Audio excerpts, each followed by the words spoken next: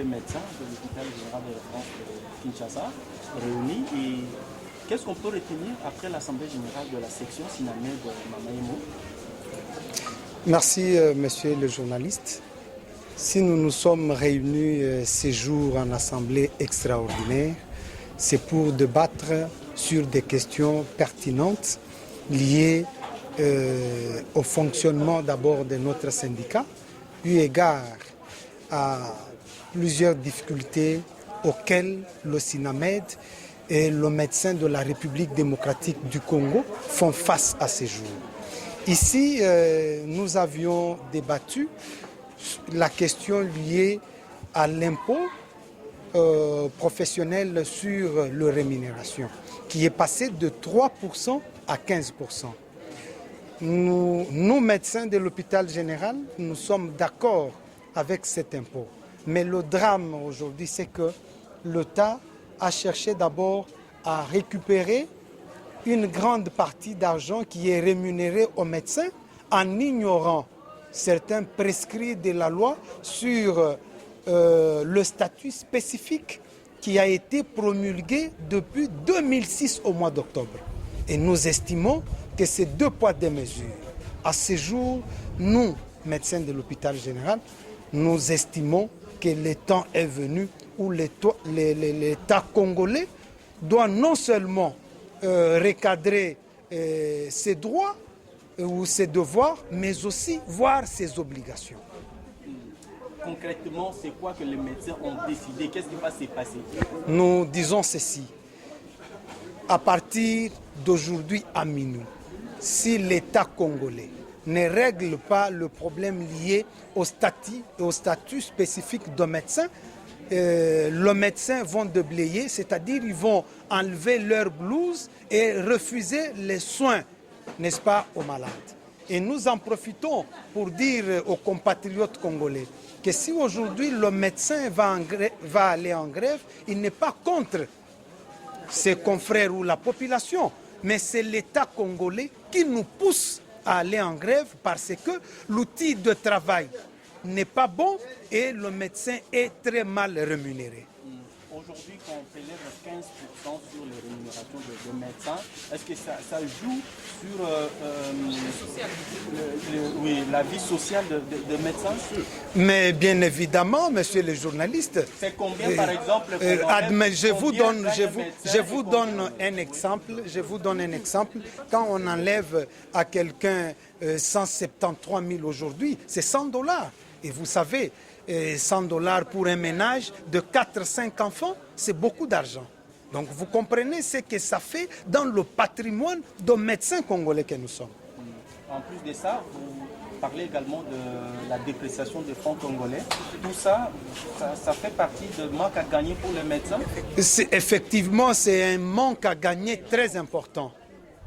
Oui, et essayez de nous dire par rapport à cette fluctuation qu'il y a entre le dollar et le franc. Mais aujourd'hui, tel que nous sommes là, notre salaire de base, monsieur le journaliste, c'est 154 000 francs pour un médecin comme moi, par exemple. Je suis interne. Donc un interne vieux, ça signifie tout simplement un médecin qui a été recruté, ça fait 17 ans, 20 ans que mon grade n'a pas été revu. C'est ce qui est déplorable. Donc je demeure avec le grade de recrutement 20 ans plus tard. Et je touche 154 000 francs comme salaire. Et par rapport au taux d'échange, je parlais justement du taux d'échange ici. Oui, mais quand vous comprenez aujourd'hui, les dollars, $1 équivaut à 175 000. Et quand on vous enlève déjà 175 000, vous comprenez déjà ce que ça fait. Donc c'est vraiment aberrant. Nous ne pouvons pas accepter ce genre de traitement. Nous disons ceci, que l'État nous remette dans nos droits. Nous sommes d'accord pour l'impôt, mais que l'État revoie le statut spécifique de médecin. Voilà. Vous êtes d'accord pour l'impôt à 15% ou à 3%? Nous sommes d'accord à 15%, mais que l'État revoie les conditions socio-économiques du médecin congolais que nous sommes. Il y a plusieurs promesses restées sans réponse de la part du gouvernement, mais aujourd'hui le gouvernement applique une mesure qui est dans la loi congolaise. Non, nous voulons vous dire que c'est une mauvaise foi manifeste du gouvernement parce que le cahier de charges, nous les réactualisons à tout moment et ces cahiers sont placés au placard par le gouvernement de la République démocratique du Congo à ce jour. Bref, je termine en 30 secondes. Les médecins aujourd'hui, on peut dire qu'ils sont en colère comme tout autre fonctionnaire parce qu'il y a des assemblées générales prévues ici et là même demain. Je pense que les conséquences qui viendront, c'est l'État congolais qui en sera responsable. Merci beaucoup.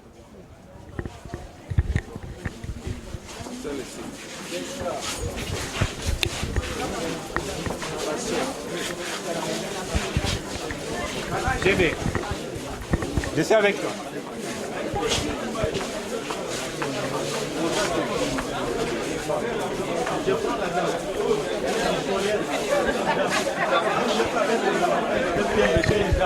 Qui était aussi en colère.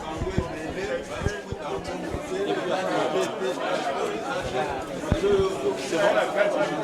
Pardon? Oui, c'est la dame. Par rapport au cadrage, hein, je comprends. C'est la dame. Après, on va suivre le docteur.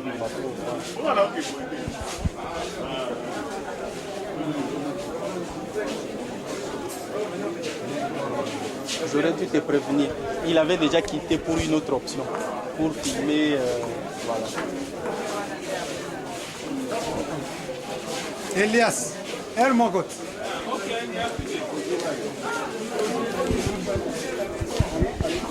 Allô, ça marche?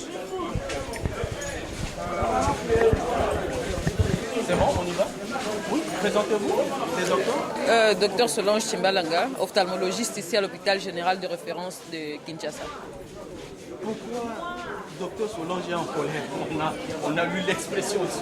Docteur Solange est en colère comme ses confrères et consorts. Qu'est-ce qui se passe? C'est une réaction c'est une réaction à ce que l'État congolais veut faire. Nous passons de 3% de retenue professionnelle sur les revenus à 15%. Comme l'a dit notre sectionnaire, nous sommes d'accord parce qu'une nation s'est construite par le paiement des impôts. Ok. L'État n'a pas que de droits. Elle n'a pas qu'à exercer ses droits. Elle a aussi des devoirs envers nous, les médecins. Et les devoirs, c'est nous mettre dans nos droits, nous donner les conditions pour que nous puissions travailler dans les conditions normales, dans les conditions requises. Nous sauvons de vie, nous travaillons durement, nous devons nous retrouver aussi.